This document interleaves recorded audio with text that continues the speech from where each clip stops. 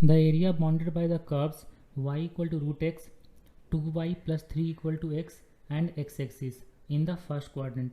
ठीक है, तो ये दोनों कर्व और एक्स एक्सिस से फर्स्ट क्वाड्रेंट में जो एरिया बनेगा वो एरिया फाइंड करना है। तो हम इसका कर्व ड्रॉ करते हैं।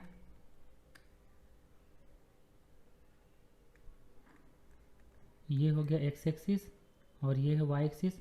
तो y equal to root x, y equal to root x का कर्व कैसे होता है? y equal to root x का कर्व होता है ऐसे। ठीक है, ये हो गया curve y equal to root x का। लिख देते हैं y equal to root x. उसके बाद ये जो कर्व लाइन है 2y plus 3 equal to x, तो 2y plus 3 equal to x है। तो पहले देखते हैं कि ये एक्स एक्सिस को और वाई एक्सिस को किस किस पॉइंट पर, तो x हो गया, y हो गया। अगर हम x इक्वल टू रखते हैं 0 तो y इक्वल टू आता है -3/2 और y इक्वल टू 0 तो x इक्वल टू 3।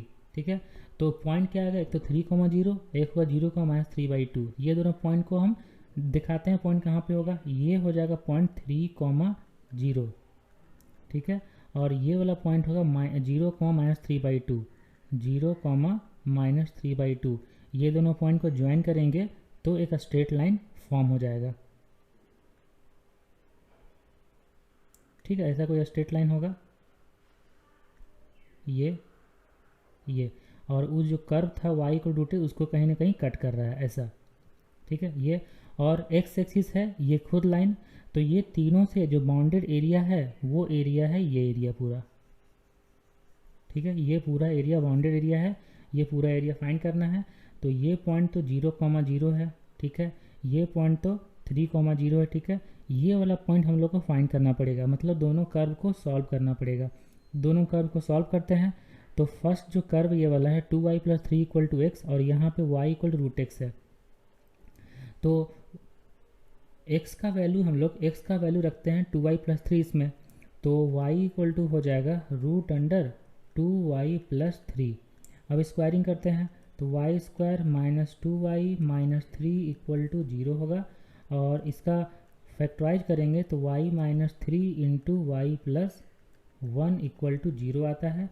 तो यहाँ से y का वैल्यू आता है -1 और 3। तो ये फर्स्ट क्वाड्रेंट में है इसीलिए -1 नहीं होगा 3 होगा। तो y का वैल्यू 3 हो गया। तो यहाँ पे रखते हैं इस इक्वेशन में y का वैल्यू 3, तो x का वैल्यू कितना आ जाएगा? x का वैल्यू 9 आ जाएगा, है ना। y का वैल्यू 3 रखेंगे तो x का वैल्यू 9 आ जाएगा। तो ये जो पॉइंट है ये पॉइंट इसका कोऑर्डिनेट होगा 9,3। ठीक है, तो 9,3 हो गया पॉइंट। तो अब इसका एरिया जो होगा वो हम लोग फाइंड कर सकते हैं। अच्छा, ऊपर वाला जो y इक्वल रूट है उसको y1 मानते हैं और ये इसको y2 मानते हैं। तो y2 इक्वल टू देखो कितना आ जाएगा? y2 इक्वल टू आ जाएगा x माइनस 3/2, क्योंकि 2y plus 3 equal to x है ना। तो y इक्वल टू आ जाएगा x माइनस 3/2, तो y2 इसको मान लिए। तो रिक्वायर्ड एरिया कैसे निकाल सकते हैं हम लोग? देखो रिक्वायर्ड एरिया इक्वल टू होगा और 0 से लेकर x का वैल्यू 0 से लेकर 3 तक जाएंगे तो सिर्फ y1 से एरिया बनेगा, है ना। x का वैल्यू 0 से लेकर 3 तक जाएंगे सिर्फ y1 से एरिया बनेगा, क्योंकि यहाँ पे एक हम अगर वर्टिकल लाइन ड्रॉ करते हैं तो यही है y1 माइनस x एक्सिस, तो सिर्फ y1 से एरिया बनेगा तो y1 इंटू dx हो जाएगा। प्लस अब अगर x का वैल्यू 3 से लेकर हम लोग 9 तक अगर जाते हैं, 3 से लेकर 9 तक, तो y1 minus y2 into D x होता है। ठीक है, ये y1 और ये y2, y1 minus y2 into D x होगा।